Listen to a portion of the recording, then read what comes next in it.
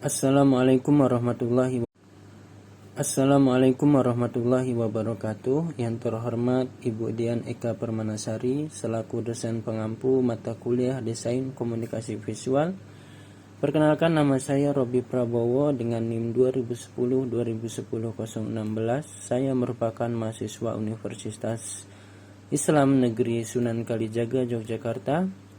Dan pada kesempatan kali ini izinkan saya memaparkan video presentasi desain brand logo Yogyakarta sebagai syarat pemenuhan ujian akhir semester ini pada mata kuliah yang Ibu ampu. Baiklah, langsung saja saya paparkan materi saya tentang proses pembuatan desain logo Yogyakarta. Adapun proses pertama yang saya buat adalah mengumpulkan berbagai metode. Di antaranya yang pertama riset, dan yang kedua brainstorming, dan yang ketiga conceptualization. Riset atau penelitian itu merupakan proses rangkaian dalam mengumpulkan data, menganalisis dan menerjemahkan informasi secara sistematis. Yang kedua brainstorming, yaitu merupakan metode yang dilakukan untuk memecahkan masalah dengan mengumpulkan ide-ide secara spontan. Dan yang ketiga, conceptualization adalah sebuah perencanaan, mengemukakan suatu gagasan, pendapat dan dari riset yang telah saya lakukan, ada beberapa faktor yang nantinya akan saya gunakan dalam mendesain sebuah logo, yaitu logo Yogyakarta ini. Adapun hasil risetnya yaitu dari segi geografi. Dari riset yang telah saya lakukan, ada beberapa faktor yang nantinya akan saya gunakan dalam mendesain sebuah logo, yaitu logo Yogyakarta ini. Adapun hasil risetnya yaitu dari segi geografi.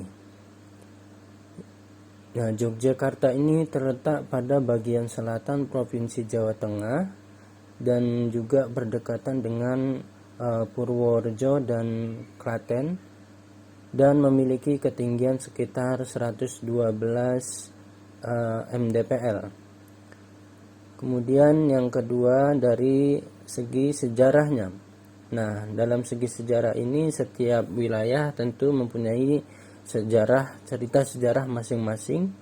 Nah, daerah istimewa Yogyakarta adalah bekas daerah kesultanan dan daerah Pakualaman sebagai ibu kota Provinsi Istimewa Yogyakarta. Nah, dari sejarah maupun potensi sebagai kota perjuangan, kota kebudayaan dan kota pelajar dan kota pariwisata. Nah, yang ketiga yaitu budaya, di mana Yogyakarta disebut sebagai kota kebudayaan karena secara garis latar belakangnya Jogja merupakan daerah kesultanan yang mana memunculkan budaya-budaya pada masa lampau, yaitu masa kesultanan, masih terasa hingga kini. Dari kita lihat bisa kita lihat dari upacara adat, tarian daerah, bahasa, sastra, lisan dan lain sebagainya. Nah, yang keempat yaitu pendidikan. Kota Yogyakarta disebut sebagai kota pelajar karena kampus di kota ini adalah kampus yang terbanyak di Indonesia. Kurang lebih sekitar 60 kampus. Hal ini membuktikan bahwa kota Jogja adalah kota dengan kampus terbanyak di Indonesia, sehingga dinobatkan sebagai kota pelajar. Yang kelima yaitu dari segi pariwisata. Yogyakarta disebut sebagai kota pariwisata. Banyak wisatawan lokal maupun mancanegara. Jogja merupakan salah satu daerah tujuan wisata utama di Indonesia setelah Bali. Mempunyai berbagai macam destinasi wisata dari pantai, gunung, sungai, candi dan lain sebagainya. Ada semua di Yogyakarta.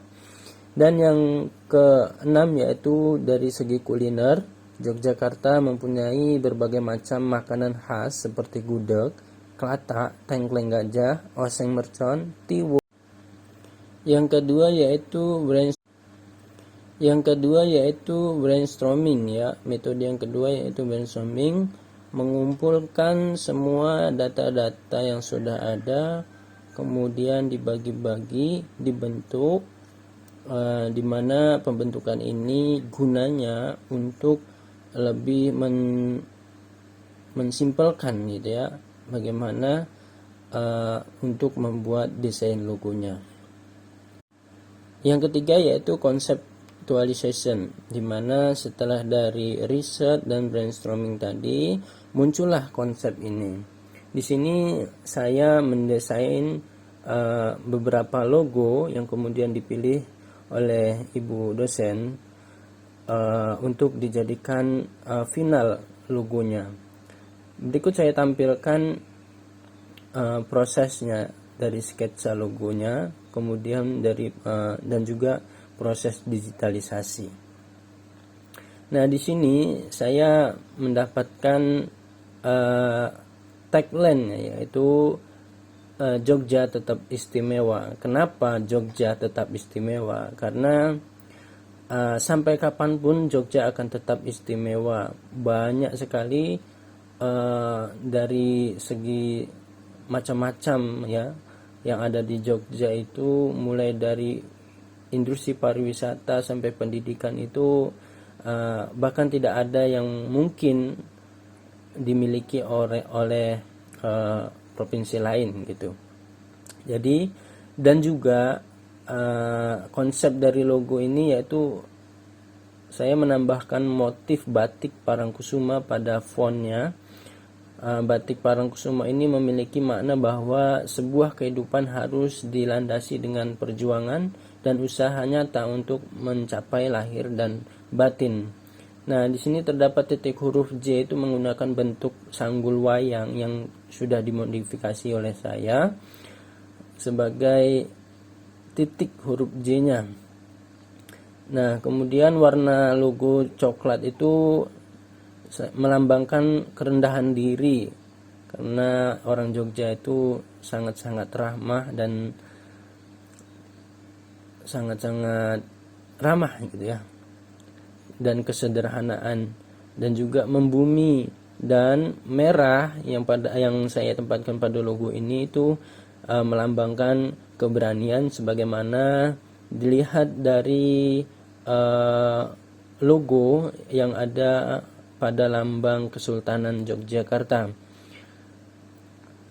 Nah, di sini juga saya tambahkan tagline tetap istimewa itu sebagai upaya menghilangkan stigma-stigma buruk terhadap Jogja.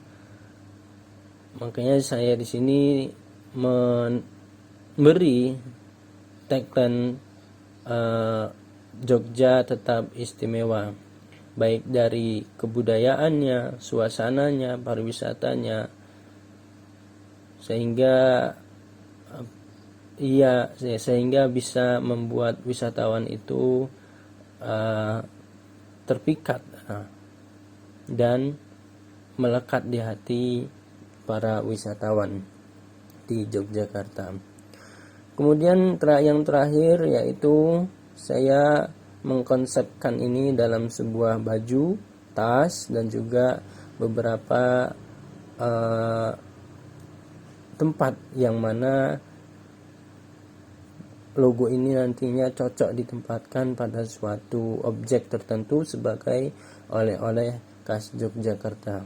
Mungkin ini akan menjadi daya tarik tersendiri. Mungkin hanya itu yang dapat saya sampaikan. Saya mohon maaf bila ada kesalahan. Wabillahi taufiq wal hidayah. Wassalamualaikum.